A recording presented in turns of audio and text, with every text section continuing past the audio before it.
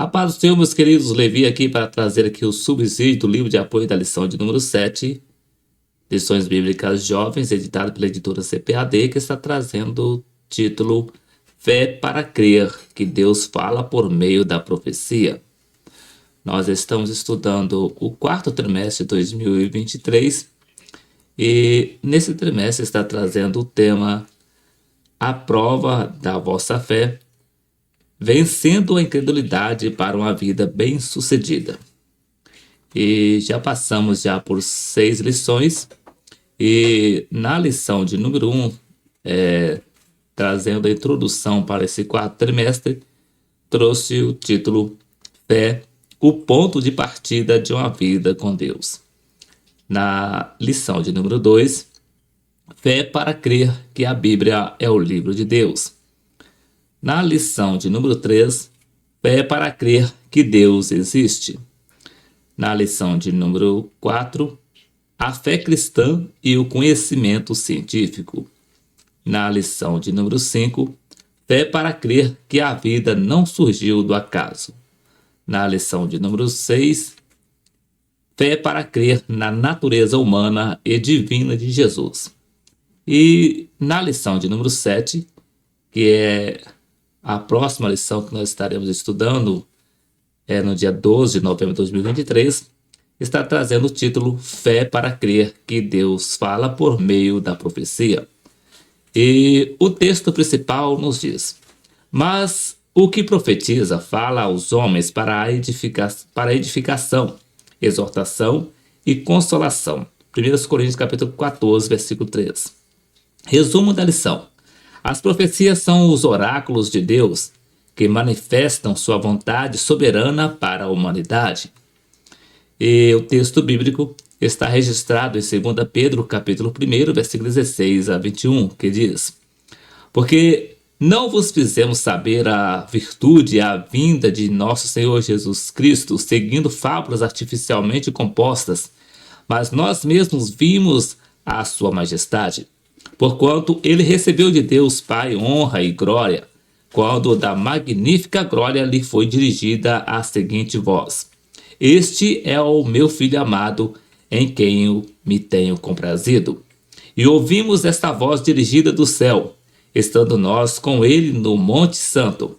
E temos muito firme a palavra dos profetas, a qual bem fazeis em estar atentos, como a uma luz que alumia em lugar escuro, até que o dia esclareça e a estrela da alva apareça em nosso coração. Sabendo primeiramente isto, que nenhuma profecia da Escritura é de particular interpretação, porque a profecia nunca foi produzida por vontade de homem algum, mas os homens santos de Deus falaram inspirados pelo Espírito Santo. Introdução. Estamos vivendo em uma sociedade que deseja desacreditar a fé cristã. E isso ocorre por meio de severos ataques às escrituras sagradas. Muitos erroneamente dizem que a Bíblia precisa ser atualizada para o nosso tempo, devido às recentes inquietações e demandas sociais. Mas cremos que a palavra de Deus é imutável, eterna, e seus preceitos são para os seres humanos de todos os tempos. Nessa lição, estudaremos a respeito do profetismo no Antigo Testamento, o dom de profecia, a responsabilidade da igreja como portadora da mensagem profética e princípios de interpretação das profecias bíblicas. Você verá que as profecias fazem parte da revelação que Deus dá ao seu povo. E no primeiro tópico vai trazer o título Os Profetas do Antigo Testamento. No primeiro subtópico, o profetismo. No segundo subtópico, Moisés inicia o ofício profético em Israel. No terceiro subtópico, os desígnios do ministério profético. No segundo tópico, traz o título O Ministério Profético no Novo Testamento. No primeiro subtópico, Jesus Cristo, o Profeta. No segundo subtópico, o Dom de Profecia. No terceiro subtópico, a Igreja como Voz Profética. No terceiro tópico, traz o título Entendendo a Profecia Bíblica. No primeiro subtópico, Princípios de Interpretação. No segundo subtópico, o método literal. No terceiro subtópico, o problema do método pós-moderno. E vindo para o livro de apoio, no capítulo de número 7, que está trazendo o título Fé para crer que Deus fala por meio da profecia, nos diz: mas o que profetiza fala aos homens para edificação, exortação e consolação. 1 Coríntios capítulo 14, versículo 3. Porque não vos fizemos saber a virtude e a vinda de nosso Senhor Jesus Cristo, seguindo fábulas artificialmente compostas, mas nós mesmos vimos a sua majestade, porquanto ele recebeu de Deus Pai honra e glória, quando da magnífica glória lhe foi dirigida a seguinte voz: este é o meu filho amado, em quem eu me tenho comprazido. E ouvimos esta voz dirigida do céu, estando nós com ele no Monte Santo, e temos muito firme a palavra dos profetas, a qual bem fazeis em estar atentos, como a uma luz que alumia em lugar escuro, até que o dia esclareça e a estrela da alva apareça em vosso coração, sabendo primeiramente isto, que nenhuma profecia da Escritura é de particular interpretação, porque a profecia nunca foi produzida por vontade de homem algum, mas os homens santos de Deus falaram inspirados pelo Espírito Santo. 2 Pedro, capítulo de número 1, versículo 16 a 21. Introdução. Se profecias não são contos de fada, o que são contos de fadas? Contos de fadas são histórias que possuem conceitos sobre a moral em que animais falam e seres humanos relacionam-se com o cotidiano. Recorro às definições de Simone Campos Reis, na sua tese de doutorado, que apresenta que os contos de fada são narrativas com ou sem a presença das fadas, mas sempre com o maravilhoso. Os seus enredos desenvolvem-se dentro da magia, com reis, rainhas, príncipes, princesas, fadas, gênios, bruxas, gigantes, anões, objetos mágicos, metamorfoses, tempo e espaço fora da realidade conhecida, tendo como eixo gerador uma problemática existencial.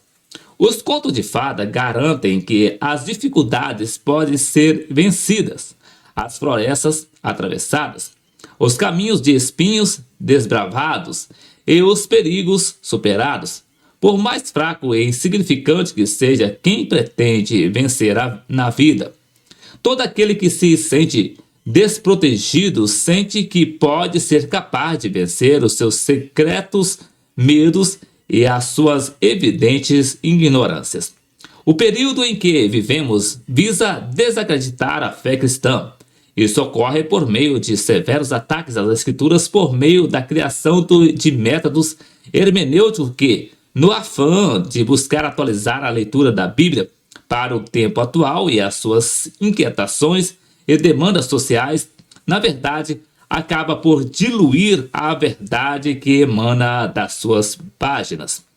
Nesse capítulo, não estudaremos sobre os contos de fada, belas histórias com conceitos morais, mas sobre a profecia bíblica. Estudaremos sobre o profetismo no Antigo Testamento, o dom de profecia e a responsabilidade da igreja como portadora da mensagem profética. Nesse capítulo, veremos questões ligadas ao método e princípio de interpretação das profecias bíblicas, abrangendo também algumas propostas que visam analisar o texto bíblico como uma obra literária na qual o sentido do texto está relacionado ao leitor e não ao autor. Seguimos esse capítulo com a convicção de que as profecias fazem parte da revelação que Deus dá ao seu povo, e não um conto de fadas com conteúdo de moral. Os profetas. Com os profetas, o Antigo Testamento alcança o seu ponto mais alto, seja como valor espiritual absoluto, seja como preparação para o Novo Testamento. Agora, quem eram esses homens? Os profetas eram homens que Deus investia diretamente do seu espírito para uma missão espiritual no meio do seu povo.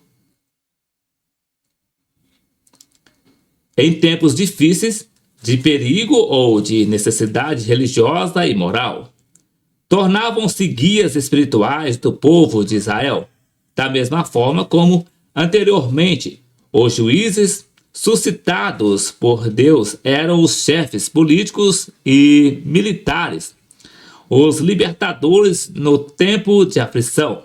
O profeta era o contrapeso entre a realeza e o sacerdócio. Antes de mais nada, ele prestava contas a Deus, pois o seu ministério, vocação, não dependia da tribo em que nasceu, nem da posição social e nem da qualidade intelectual, como ocorria devido a um ato soberano da escolha de Deus. Embora tenha existido pessoas dotadas de espírito profético desde as origens do povo hebreu, conforme vemos em Gênesis capítulo 20, versículo 7, Números capítulo 11, versículo 25 a 26, Deuteronômio capítulo 34, versículo 10, é somente a partir de Samuel que esses homens inspirados por Deus e por ele enviados ao povo aparecem com mais frequência, a ponto de chegarem a formar uma cadeia ininterrupta durante cerca de 6 séculos aproximadamente, por volta de 1050 a 450 a.C., conforme vemos em 1 Samuel capítulo 3, versículo 1. Considerando o exercício do ministério profético, esse longo intervalo de tempo divide-se em 2 períodos sensivelmente iguais.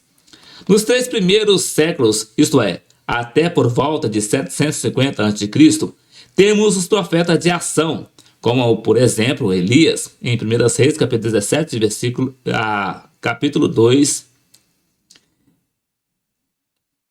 e 2 Reis, capítulo 2, que pregam energeticamente, mas não deixam livros escritos, ao passo que os profetas e escritores viveram todos no século seguinte. São os profetas cuja mensagem foram transmitidas por escrito e chegaram até nós.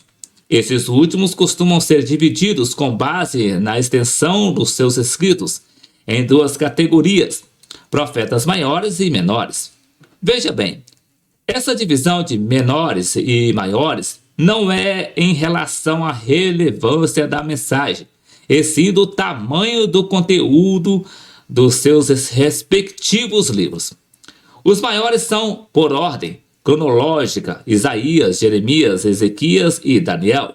Os menores, em número de 12, foram por algum tempo reunidos num só volume, em ordem aproximadamente cronológica, ou, ao menos, na que se acreditava ser a cronologia correta. Tanto os profetas de ação como os escritores tinham como principais objetivos: primeiro, defender a pureza do monoteísmo do culto a Javé contra a contaminação ou infiltrações idólatras. Segundo, exortar o povo à santidade dos costumes exigida pela lei divina. Terceiro, combater as desordens sociais, principalmente a opressão dos humildes. Quarto, opor-se ao formalismo religioso, demonstrando a necessidade de ter um espírito sincero sobre os ritos externos, conforme Isaías capítulo 1.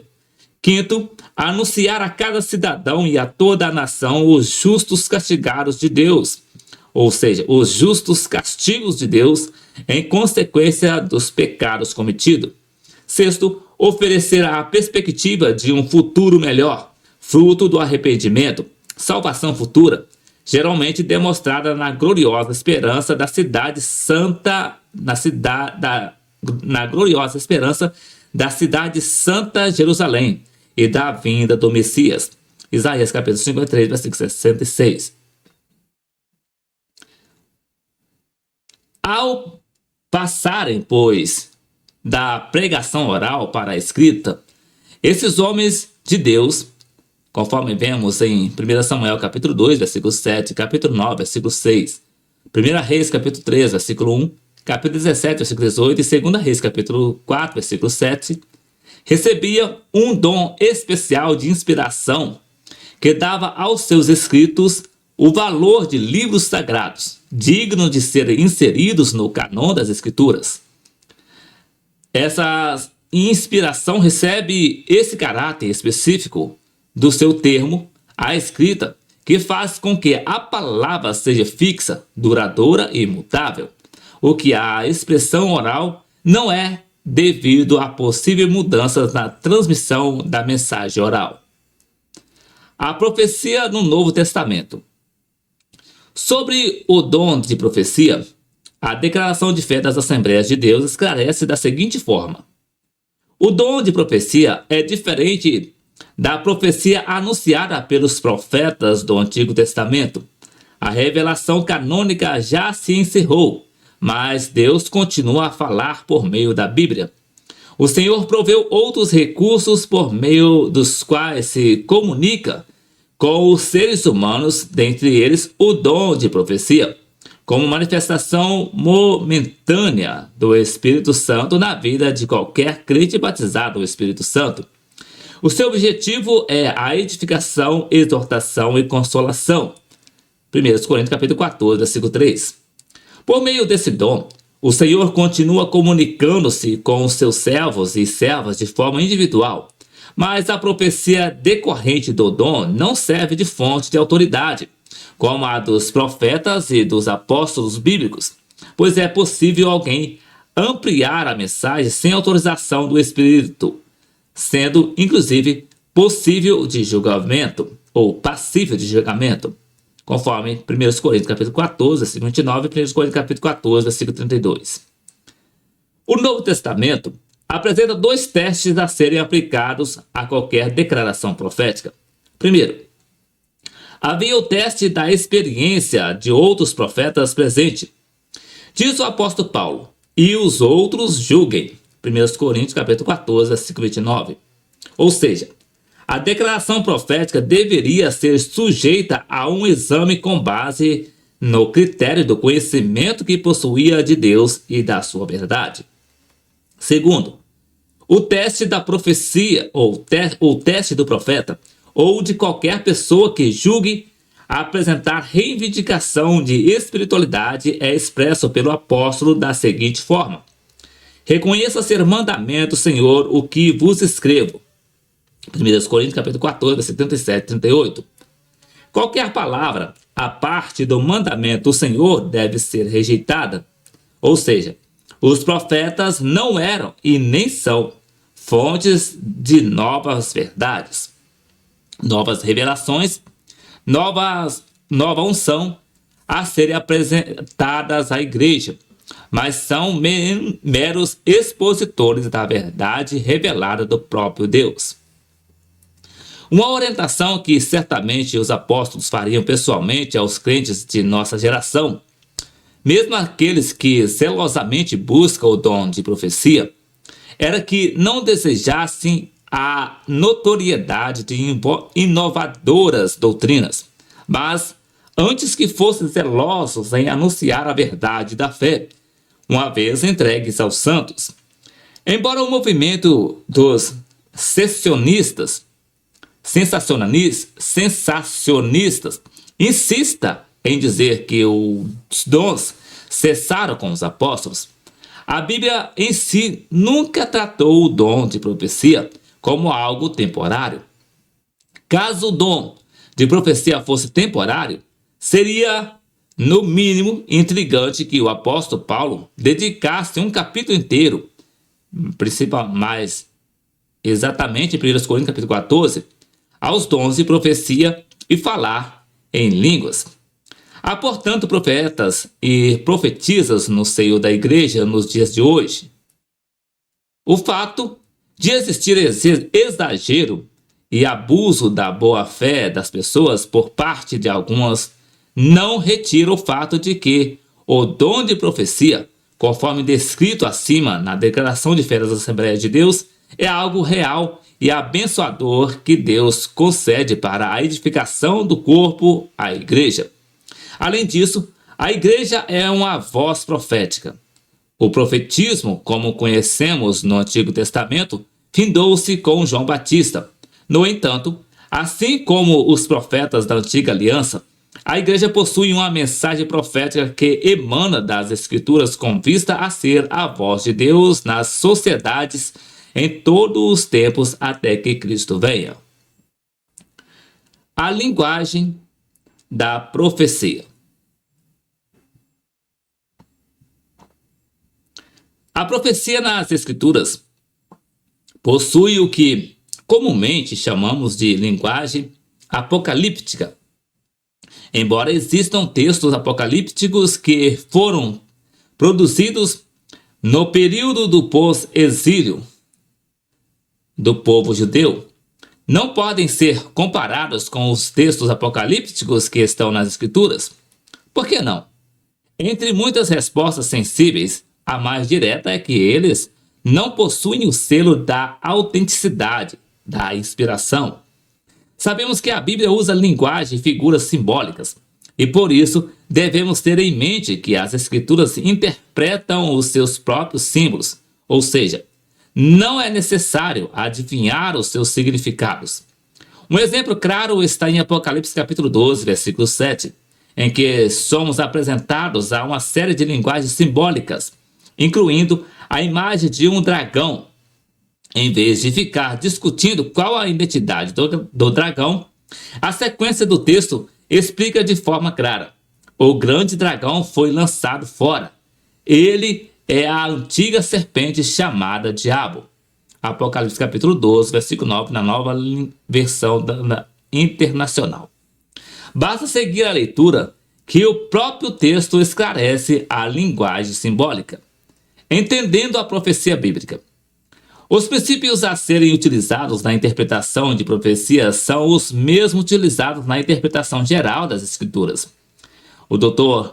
Glenn Jeffer resume estas questões da seguinte forma. Primeiro, toda a Escritura deve ser entendida de acordo com o seu sentido literal, usual e comum, com exceção do contexto no qual seja indicado claramente que a declaração seja simbólica. Segundo, a interpretação da linguagem simbólica é normalmente esclarecida pela referência a outras passagens bíblicas. Terceiro, Deus profetizou consistentemente e marcou tempos definidos para Israel e para as nações que foram cumpridas com impressionante precisão.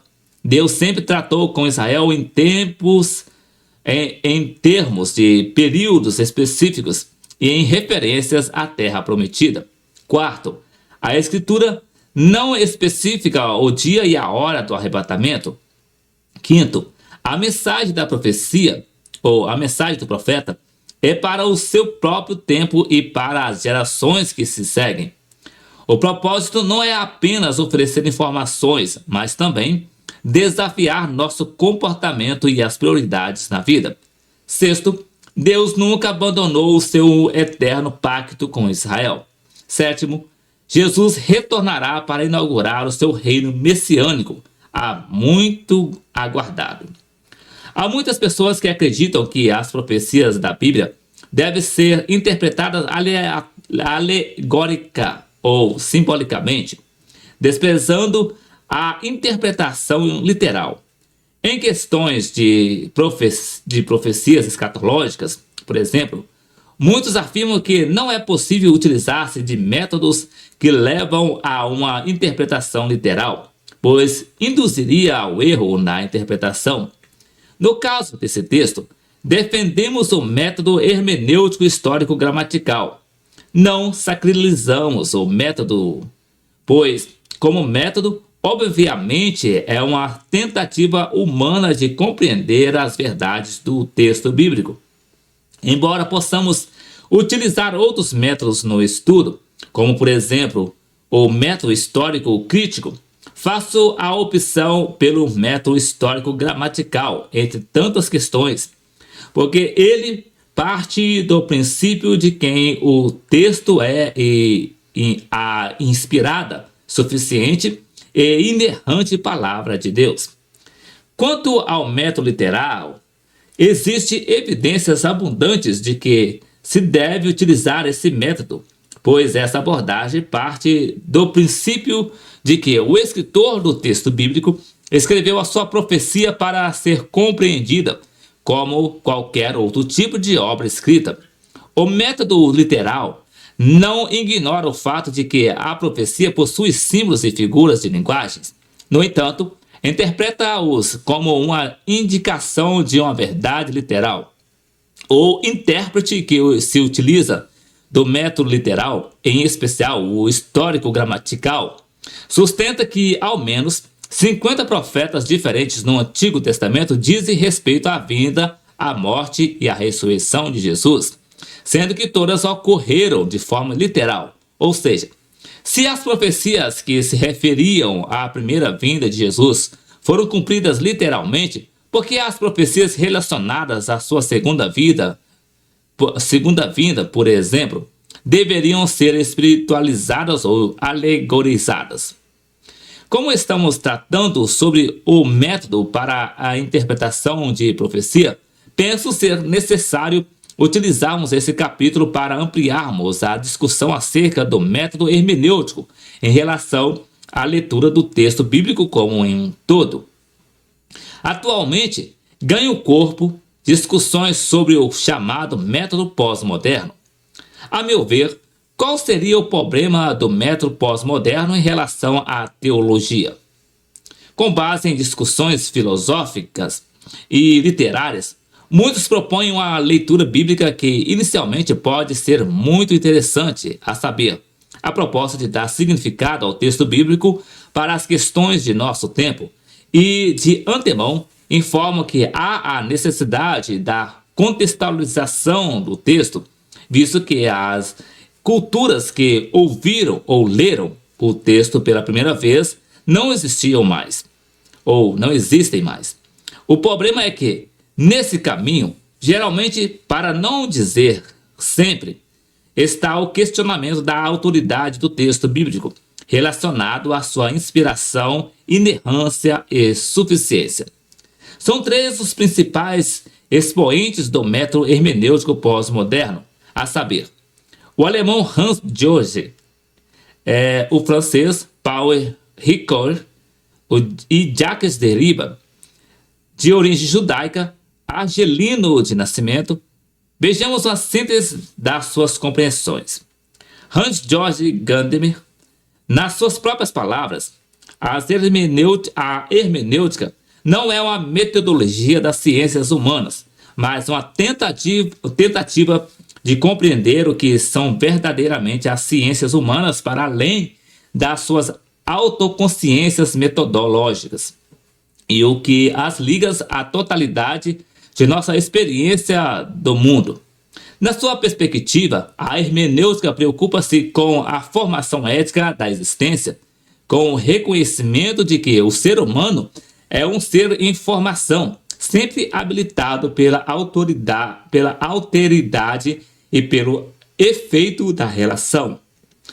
Gadamer aproxima-se da crítica à razão instrumental e à razão unidimensional, desenvolvida pela escola de Frankfurt, ao sustentar que o domínio do pensamento objetivador leva ao selo de uma subjetividade rígida, instrumentalizada, com o propósito de autoafirmação. Nesse sentido, propõe-se a pensar uma prática humana e social que não se resume à aplicação mecânica da técnica. Busca mostrar que, além do método científico, existem outras formas de conhecer a realidade. Sua questão central é compreender a experiência humana, do saber e fazer humanos, questões máximas decisivas para o homem e para a escolha do bem. Utilizamos essa mesma compreensão para o texto bíblico. Ele não seria um repositório fixo de significados, mas, ao contrário, torna-se uma mediação de significados. Por consequente, a tarefa do leitor não é determinar o significado que o texto possuía para o autor quando foi escrito, mas entender o que o texto diz para o leitor atual, em qualquer época que a leitura for feita. Parte do argumento que a grande distância entre os horizontes, distância de tempos e culturas, entre o autor e o leitor, torna impossível uma objetividade pura na interpretação bíblica. Horizontes estão relacionados aos mundos vivos do autor e do intérprete, que se fundem quando os dois encontram-se no texto. Assim, o leitor expande os horizontes do texto e, ao aproximar-se dele numa nova situação histórica. Em troca, o texto vai questionar o leitor a expandir as estruturas e as pressuposições que o leitor trouxe ao texto.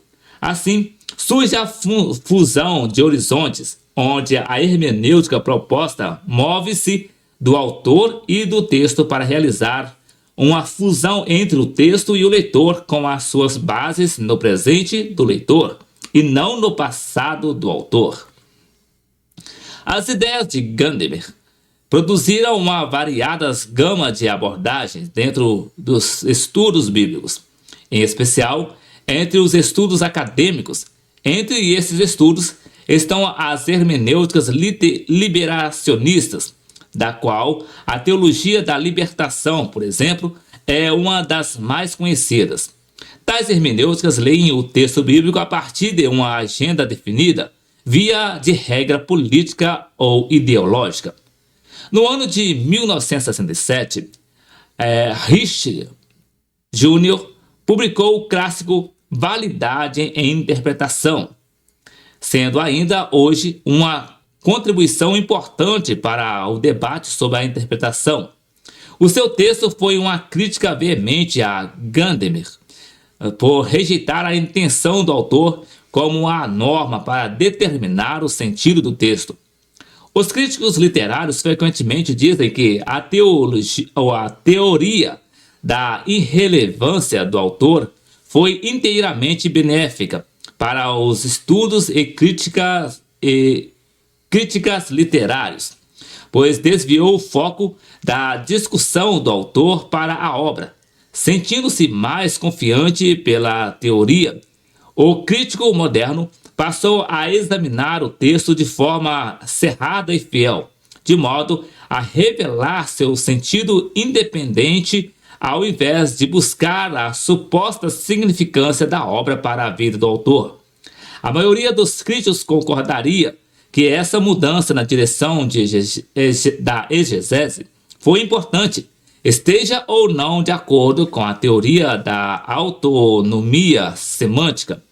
Mas essa teoria acompanhou o movimento exegético por razões históricas e não por razões lógicas, uma vez que nenhuma necessidade lógica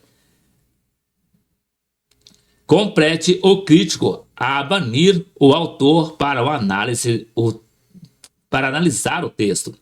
Entretanto, por meio da associação histórica com a leitura cerrada, a teoria vem liberando sutileza e inteligência. Infelizmente, ela também vem frequentemente encorajando a mais pura arbitrariedade e extravagância na crítica acadêmica. E é uma razão importante para o ceticismo prevalente que duvida da possibilidade de uma interpretação objetivamente válida do texto literário. O resultado, com sérias implicações na teologia, é que o sistema hermenêutico de Gadamer é subjetivo, em que não há um critério para definir-se uma interpretação é falsa ou verdadeira, pois, na verdade, não há falso ou verdadeiro, onde a relativização da verdade cristaliza-se. A verdade está nos olhos, na compreensão de quem lê, ou seja, tudo é verdadeiro para quem lê. Assim, cada nova leitura é possível produzir sentidos diferentes para cada leitor e, ao mesmo tempo, não serem conflitantes. Paul Ricoeur possui uma influência em muitas áreas do saber, segue-se uma síntese das suas posições em relação à hermenêutica. Uma vez escrito, o texto divorcia-se irremediavelmente do seu autor e do contexto em que foi escrito. A intenção autoral é um alvo impossível de ser alcançado na hermenêutica. Nesse caso, a interpretação do leitor com o texto deve permanecer basicamente aberta, isto é, sem jamais fechar o sentido do texto. Propõe-se que a textualidade do que está sendo lido seja colocada no centro da reflexão hermenêutica. Dessa forma, a hermenêutica é mais do que ensino da interpretação de textos e dos seus métodos interpretativos, tornando-se uma teoria para uma compreensão abrangente do mundo e da existência humana, que venha a ser realizada no meio da interpretação de textos. O texto, por meio da contextualização, adquire autonomia, seja em relação ao autor, seja ao leitor. Essa ideia é fundamental no seu pensamento. Logo, o objetivo da interpretação de um texto é compreender-se frente ao texto e não compreender o texto, visto que é o leitor que gera o significado. Jacques Derrida, o mais famoso entre os pós-modernos, nasceu em Biar, Argélia, em 1930. Faleceu em Paris em 2004. Publicou mais de 100 títulos. É o filósofo mais traduzido no mundo. De família judaica, sofreu as consequências do antissemitismo durante a Segunda Guerra Mundial, entre 1939 e 1945. Na síntese do seu pensamento, destaca-se o tema da desconstrução, que não deve ser confundida com destruir, implodir, dissociar, desarticular. Trata-se de uma postura crítica, um despojar do superfluo para a construção de algo novo.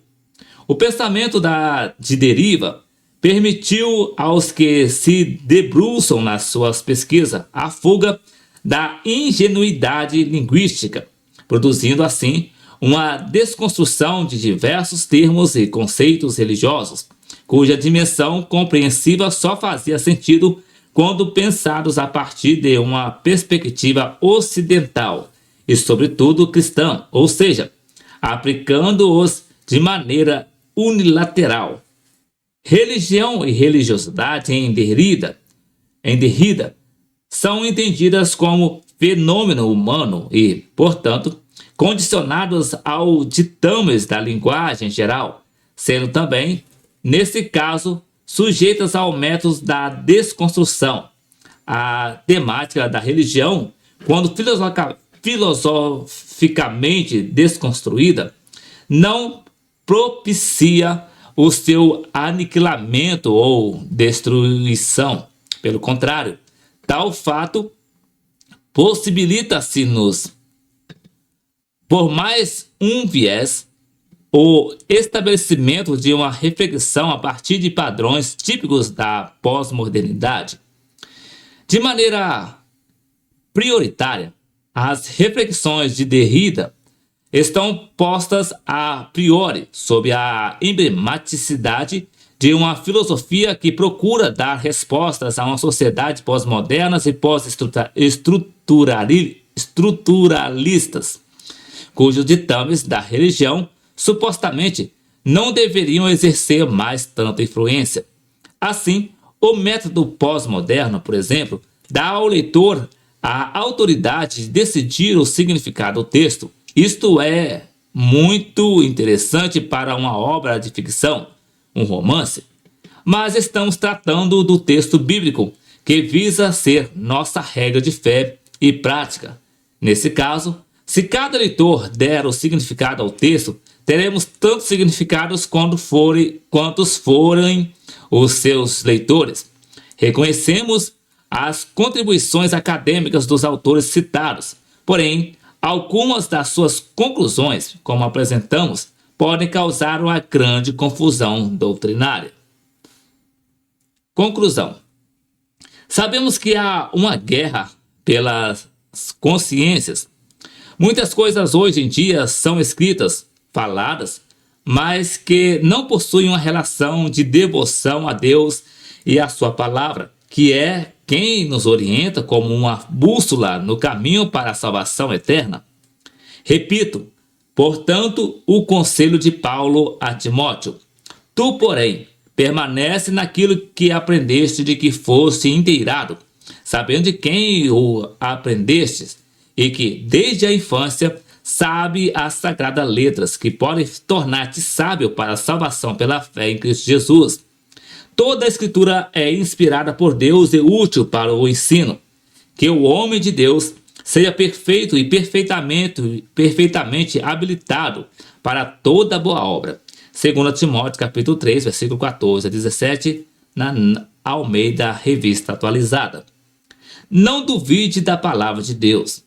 Não duvide das profecias como se fossem ditas por vontade humana. Não perca de vista o amor de Deus por você, pois ele enviou o seu Filho para a salvação de todo aquele que crê, dando-nos também a sua palavra escrita, para guiar-nos na jornada, e as profecias cumprem o seu papel de consolar, edificar e exortar. A aplicação prática. Profecias e a sua realidade. A compreensão da natureza das profecias bíblicas e do dom de profecia nos dias atuais, de acordo com a teologia conservadora, é fundamental para entendermos por que as profecias não devem ser consideradas contos de fadas. Vamos explorar isso de forma prática. Primeiro, profecias bíblicas como cumprimento histórico. A Bíblia contém várias profecias que foram registradas muito antes da sua realização. Essas profecias abrangem eventos históricos, promessas messiânicas e revelações futuras. A teologia conservadora acredita que essas profecias foram inspiradas por Deus e foram cumpridas ou ainda se cumprirão de maneira precisa. A exatidão histórica do cumprimento dessas profecias ao longo dos séculos é uma evidência da sua autenticidade e confiabilidade. Segundo, a relação entre o texto bíblico e o dom de profecia. O dom de profecia mencionado na Bíblia e a sua aplicação contemporânea são assuntos que geram discussões e interpretações diversas. Para a teologia conservadora, o dom de profecia nos dias atuais não é visto como uma revelação adicional ou uma nova escritura, mas como um dom do Espírito Santo que edifica, exorta e consola a igreja. O dom de profecia atual está em consonância com o ensino e a mensagem das Escrituras, não adicionando ou contradizendo o que já foi revelado. Terceiro, a relevância e o propósito das profecias contemporâneas. A teologia conservadora enfatiza que as profecias atuais devem ser avaliadas à luz das Escrituras e sujeitas ao discernimento da comunidade de fé. As profecias contemporâneas devem ser consistentes com o caráter e os princípios divinos revelados nas Escrituras. O seu propósito é edificar, encorajar e fortalecer a fé dos crentes, bem como direcionar a igreja para a vontade de Deus. Quarto, a importância da sabedoria e do discernimento. A teologia conservadora ressalta a importância da sabedoria e do discernimento ao lidar com as profecias contemporâneas. Isso envolve avaliar a integridade e a credibilidade dos que afirmam ter o dom de profecia, bem como analisar o conteúdo e a consistência das mensagens proféticas à luz das Escrituras. O discernimento espiritual, o estudo inteligente da palavra de Deus e a orientação da liderança espiritual são essenciais para evitar desvios e garantir uma compreensão correta das Escrituras. Em suma, consideramos as profecias bíblicas como eventos históricos cumpridos ou a ser cumpridos, eventos escatológicos, além de acreditarmos na continuidade do dom de profecia nos dias atuais, desde que a profecia esteja em harmonia com as Escrituras e seja submetida ao discernimento da comunidade de fé. A relação entre o texto bíblico e o dom de profecia é vista como um dom do Espírito Santo que edifica, exorta e consola a igreja. A sabedoria, o discernimento e a submissão à autoridade das Escrituras são fundamentais para uma igreja sadia. O dom de profecia, de acordo com a teologia conservadora, é um dos dons espirituais mencionados na Bíblia, conforme lemos em 1 Coríntios capítulo 12, versículo 10. Ele envolve a capacidade dada pelo Espírito Santo a certos indivíduos para transmitir mensagens reveladoras diretamente de Deus para a edificação, exortação e consolação da igreja. A importância do dom de profecia na vida da igreja pode ser compreendida de várias maneiras práticas. Primeiro, edificação. O dom de profecia tem o propósito principal de edificar a igreja. Por meio das mensagens proféticas, Deus traz encorajamento, direção e revelação que fortalecem a fé dos crentes. As profecias podem trazer clareza em momentos de incerteza, trazer à tona questões que precisam ser tratadas e fornecer orientação divina para situações específicas. Segundo, exortação. O dom de profecia também desempenha um papel importante na exortação da igreja. Por meio das mensagens proféticas, Deus confronta áreas de pecado, desobediência ou negligência espiritual, levando os crentes a um arrependimento sincero e uma maior conformidade com a vontade de Deus. As profecias podem trazer convicção, despertar consciências e chamar à santidade. Terceiro, consolação. O dom de profecias traz consolo e conforto aos crentes. Em momentos de aflição, lutas ou perdas, Deus pode usar as profecias para trazer palavras de encorajamento, esperança e conforto. As mensagens proféticas podem lembrar os crentes de que Deus está presente, cuidando deles e operando em todos, mesmo nos momentos mais difíceis. Quarto, confirmação e direção. O dom de profecia pode ser usado para confirmar ou direcionar decisões e direções na vida da igreja. Em situações em que a liderança busca a vontade de Deus, as profecias podem trazer confirmação ou orientação específica. Elas podem fornecer clareza em relação a assuntos importantes, como chamados ministeriais, projetos da igreja e tomada de decisões estratégicas. E quinto, fortalecimento da fé. O dom de profecia fortalece a fé dos crentes, pois demonstra a presença ativa de Deus nas suas vidas e na vida da igreja. As profecias confirmam que Deus está vivo, falando e agindo em meio à sua comunidade de fé. Elas trazem uma sensação de intimidade com Deus e lembram os crentes da sua soberania, vontade e fidelidade. Conclusão. É importante deixarmos claro que dentro da teologia pentecostal clássica, o dom de profecia está sujeito ao discernimento e à autoridade das Escrituras.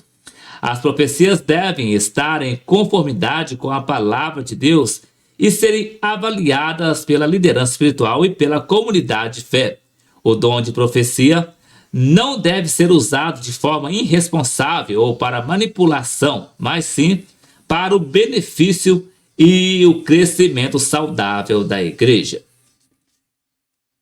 Voltando para a lição, a conclusão nos diz assim: Deus deseja o crescimento da sua igreja e a edificação dos santos, e para isso ele continua usando os seus profetas. No entanto, toda a profecia na atualidade deve ser submetida ao crivo das Sagradas Escrituras. Creia que Deus nos ama e deseja se comunicar conosco mediante a sua inerrante palavra, que é eterna e que não precisa e jamais precisará de nenhum tipo de reforma ou atualização. Então, meus queridos, esse aqui foi o subsídio do livro de apoio das lições bíblicas jovens, editado pela editora CPAD, lição de número 7, que trouxe o título Fé para Crer que Deus fala por meio da profecia. E na próxima semana, se o Senhor Jesus nos permitir, regressaremos aqui para deixar o subsídio do livro de apoio da lição de número 8, que vai estar trazendo o título Fé para Crer que Deus não criou o mal. Então, que Deus em Cristo abençoe a sua vida e até o próximo vídeo, querendo o Senhor Jesus.